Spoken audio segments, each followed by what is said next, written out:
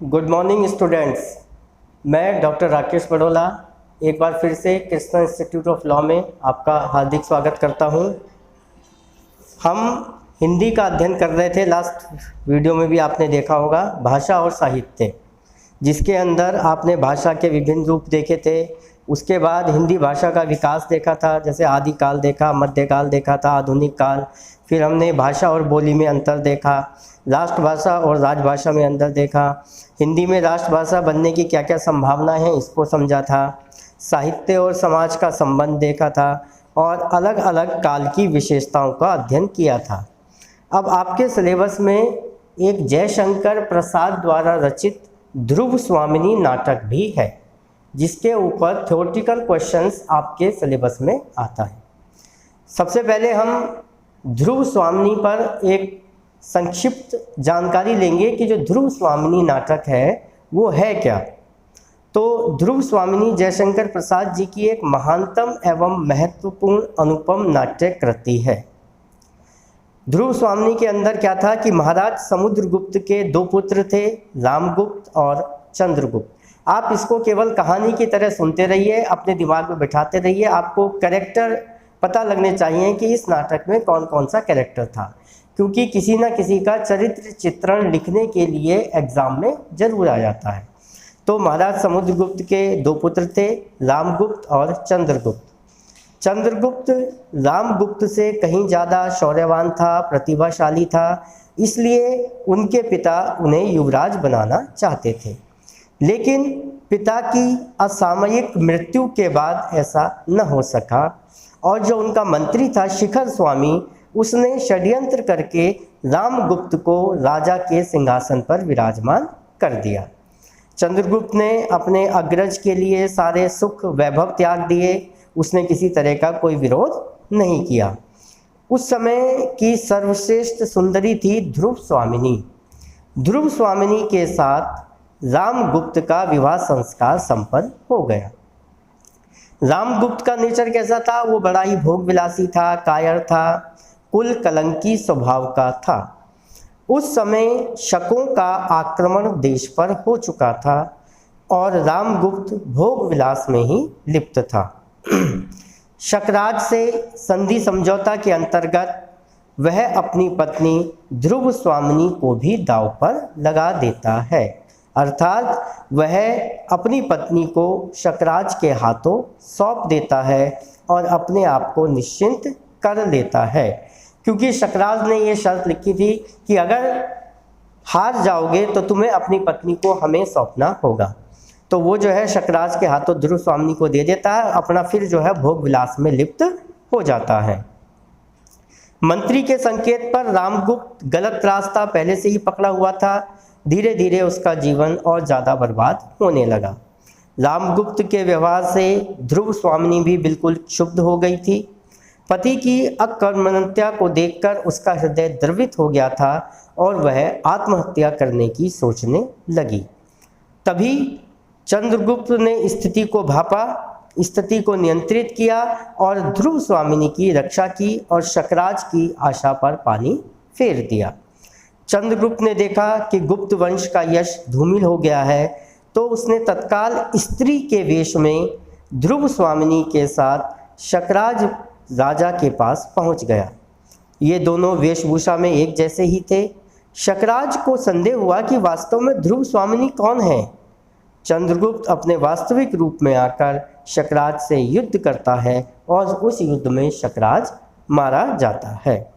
ध्रुव स्वामिनी की अस्मिता को ध्यान में रखते हुए सामान्य वर्ग ने रामगुप्त का विरोध किया और अंततः रामगुप्त की किसी के द्वारा हत्या कर दी गई और उसके बाद ध्रुव स्वामिनी का पुनर्विवाह चंद्रगुप्त के साथ संपन्न हो गया और दोनों राजकाज को संभालने लगे।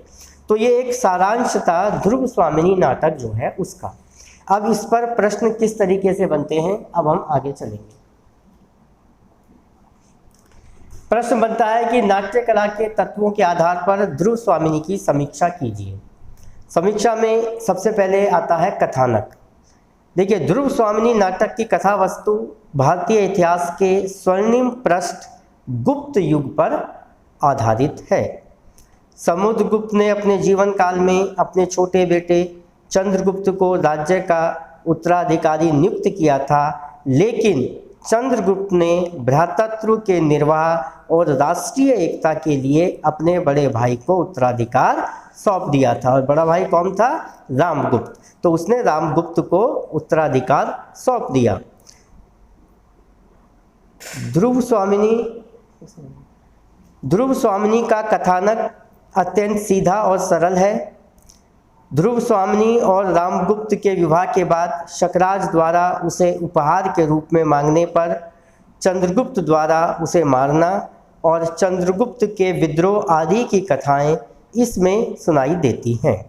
प्रासंगिक कथाओं में ध्रुव स्वामिनी रामगुप्त के विवाह का प्रसंग, समुद्रगुप्त की दिग्विजय यात्रा, शकराज कोमा का प्रणय, शकराज की पराजय आदि इसमें प्रसंग उल्लेखनीय हैं।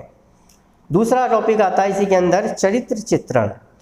पात्रों का चरित्र घटनाओं से नहीं वरन उनके मानसिक चिंतन से मुखरित हुआ है। लेखक ने किसी पात्र की प्रवृत्ति दिखाने के लिए कार्य व्यापार का आयोजन नहीं किया, यह एक प्रकार से स्वाभाविक है और चरित्र चित्रण की दृष्टि से यह एक उत्कृष्ट प्रयोग है। तीसरा है संवाद योजना। ध्रुव स्वामिनी नाटक में संवादों में तीव्रता नहीं है, उनमें वस्तु स्थिति ज्ञापन की प्रवृत्ति मिलती है। इस नाटक के संवादों में व्यावहारिकता अधिक है, इसमें कहीं भी अनावश्यक विस्तार नहीं किया गया है। तर्क वितर्क की स्थिति में भी नाटककार ने व्यावहारिकता का विशेष ध्यान रखा है। आगे आता है भाषा शैली। शैली की दृष्टि से प्रसाद जी एक उत्कृष्ट कलाकार हैं। भाषा पर उनका अद्भुत अधिकार रहा है, उनकी भाषा प्रभावमयी है। ऐतिहासिकता की रक्षा के लिए उन्होंने तत्सम शब्दावली का प्रयोग इसमें किया है। वाक्य छोटे और लंबे दोनों प्रकार के हैं, परंतु सुगठित है। अगला देखते हैं, अगला है देश काल तथा वातावरण। देश काल तथा वातावरण में यह है कि नाटक की भूमिका में ही विषय से संबंधित ऐतिहासिकता का विवेचन हुआ है। नाटक में प्रसाद जी ने कुछ घटनाओं और पात्रों को काल्पनिक आधार पर ग्रहण किया। उद्देश्य, प्रसाद जी ने इस नाटक में नारी की प्रतिष्ठा एवं उसकी अस्मिता का समर्थन किया है। इस नाटक के अनुसार आनंद की उपलब्धि जीवन का चरम उद्देश्य है। आनंद की प्राप्ति के लिए सुख दुख से परे होना आवश्यक है। और लास्ट है इसका अभिनयता। रंगमंच और अभिनय की दृष्टि से ध्रुव स्वामिनी प्रसाद जी के सर्वाधिक सफल नाटकों में है। इसमें नाटककार ने रंगमंच की स्थिति के अनुकूल दृश्य विधान किए हैं। तो इस तरीके से हम नाट्य कला के तत्वों के आधार पर ध्रुव स्वामिनी की समीक्षा कर सकते हैं। आगे चलते हैं। ध्रुव स्वामिनी नाटक की मूल समस्या का सविस्तार विवेचन। इस तरीके का एक लॉन्ग क्वेश्चन आता है, इसमें आप हेडिंग बना सकते हैं, नाटक की मूल समस्या। ध्रुव स्वामिनी नाटक की मूल समस्या नारी समस्या है।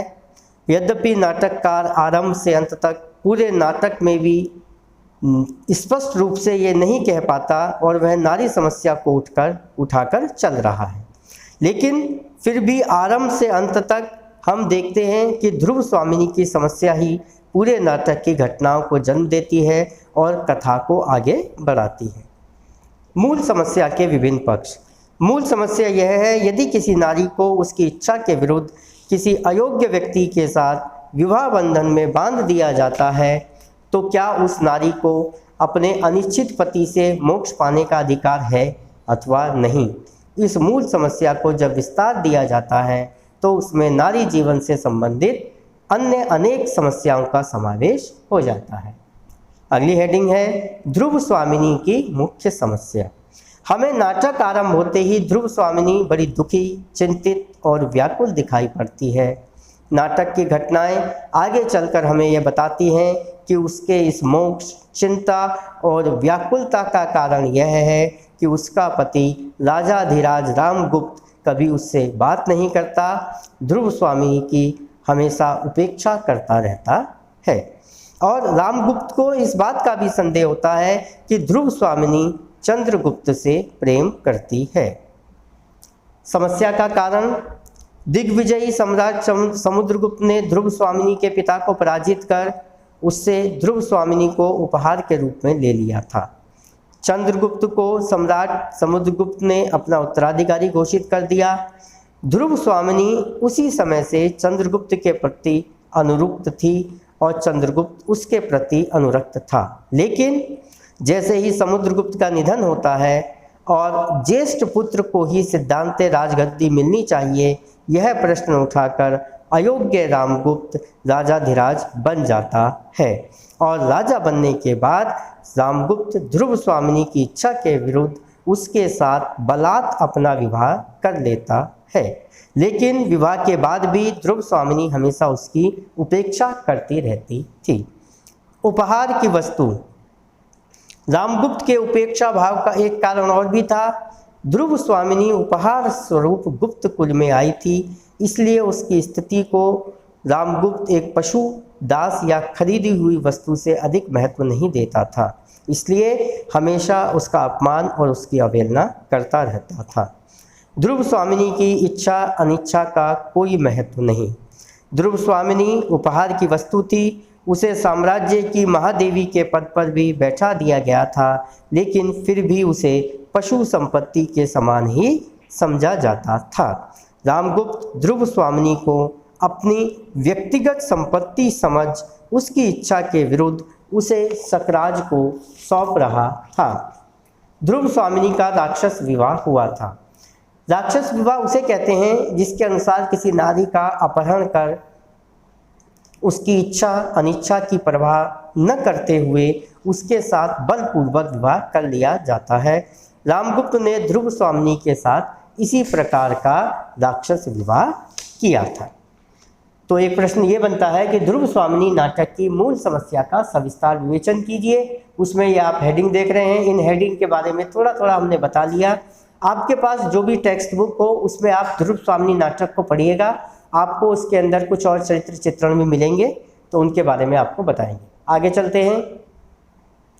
अगला प्रश्न बनता है कि ध्रुव स्वामिनी नाटक के आधार पर चंद्रगुप्त का चरित्र चित्रण कीजिए। तो चंद्रगुप्त के चरित्र चित्रण में हम इस हेडिंग पर चलते हैं। वीर, चंद्रगुप्त वस्तुतः कर्मवीर है। वाणी की अपेक्षा उसे कर्म पर अधिक विश्वास है। वह मौन साधक है। उसका प्रत्येक शब्द अर्थपूर्ण तथा घटना संकेत का सूचक होता है। स्त्रियों, असहायों तथा शरणागतों की रक्षा करना वीर का गुण होता है और चंद्रगुप्त ध्रुव स्वामिनी की रक्षा के लिए स्त्री वेश धारण कर शकराज का वध करता है। सहिष्णु, चंद्रगुप्त अत्यंत सहिष्णु है।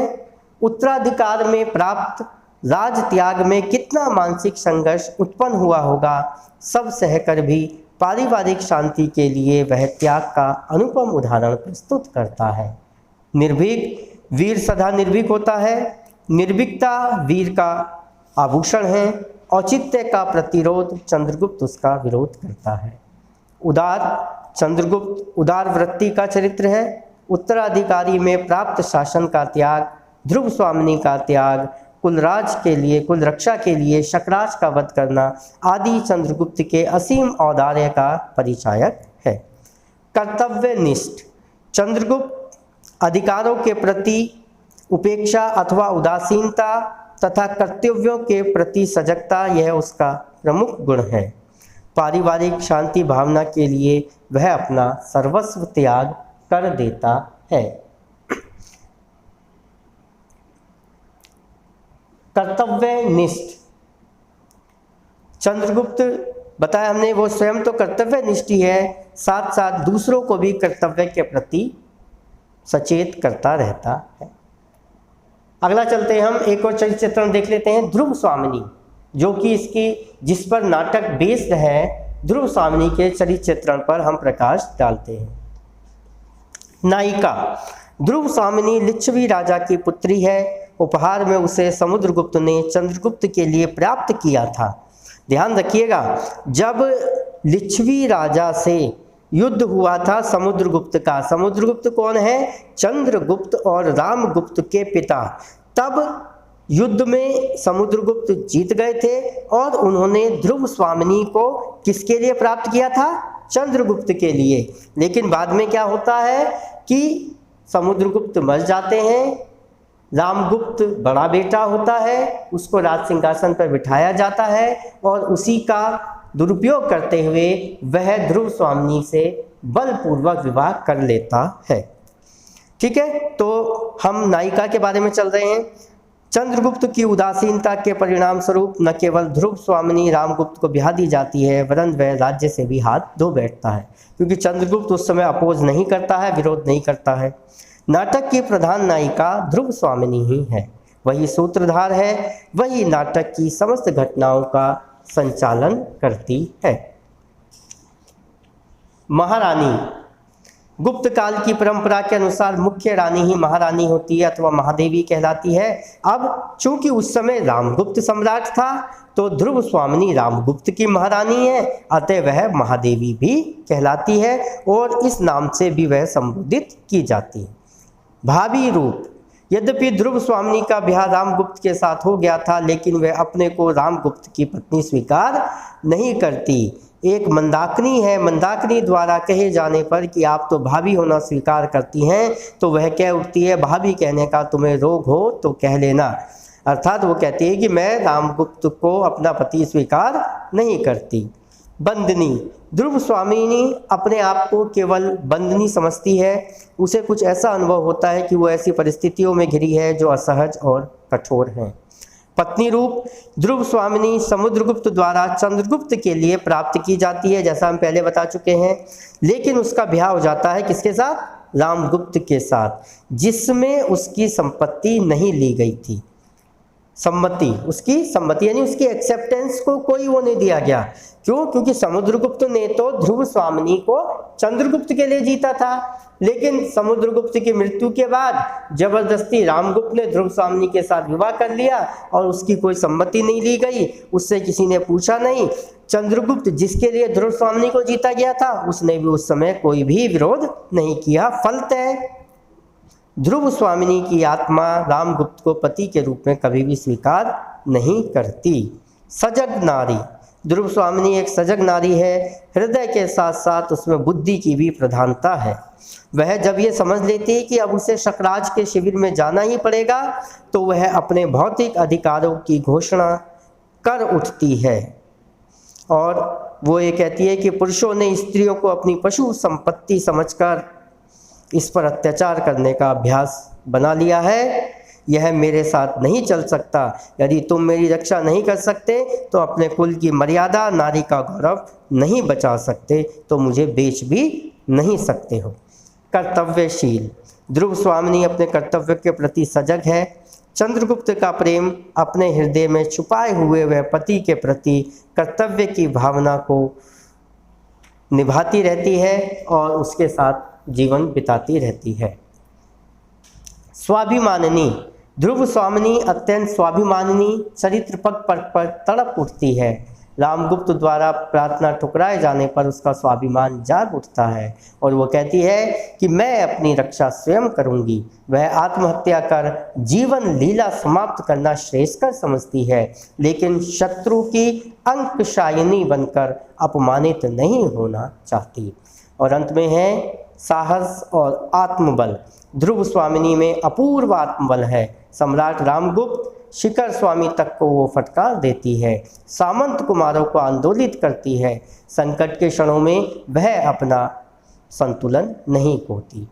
तो अगर हम ध्रुव स्वामिनी के चरित्र चित्रण को सारांश में लें, समराइज करें, तो हम कह सकते हैं कि सारांशतः कि ध्रुव स्वामिनी एक आदर्श प्रेमिका, असाधारण सहिष्णुमयी नारी, उदार मना, पर सेविका, सुकोमल हृदया, प्रेरक शक्ति, स्वाधिकार के प्रति सजग और बुद्धिमान नारी के रूप में जयशंकर प्रसाद जी द्वारा चित्रित की गई है। तो ये जो हमने सारांश बताया है, आप इस प्रश्न में इनको भी हेडिंग के रूप में लिख सकते हैं। आदर्श प्रेमिका, असाधारण सहिष्णु नारी, उदार मना। तो जब एक बार आप नाटक पढ़ेंगे तो आपको पता लग जाएगा कि इसमें कौन कौन से कैरेक्टर हैं, उन्होंने किस किस तरीके से अपने कैरेक्टर को वहाँ जिया है। तो आप उस चरित्र के ऊपर काफ़ी हेडिंग स्वयं भी बना सकते हैं। तो इस तरीके से ये अपना जयशंकर प्रसाद द्वारा रचित ध्रुव स्वामिनी नाटक पर कुछ थ्योरेटिकल प्रश्न बनते हैं, बड़ा प्रश्न आता है और निश्चित रूप से आता है ये भी है। तो आप लोग अपनी टेक्स्ट बुक के माध्यम से, इस वीडियो के माध्यम से नोट डाउन कर लें, हेडिंग को पढ़ लें और अपना अध्ययन करते रहें। अब अगले वीडियो में फिर आपसे मुलाकात होगी। तब तक के लिए doctor Rakesh Badola says all of you. जय हिंद, जय भारत।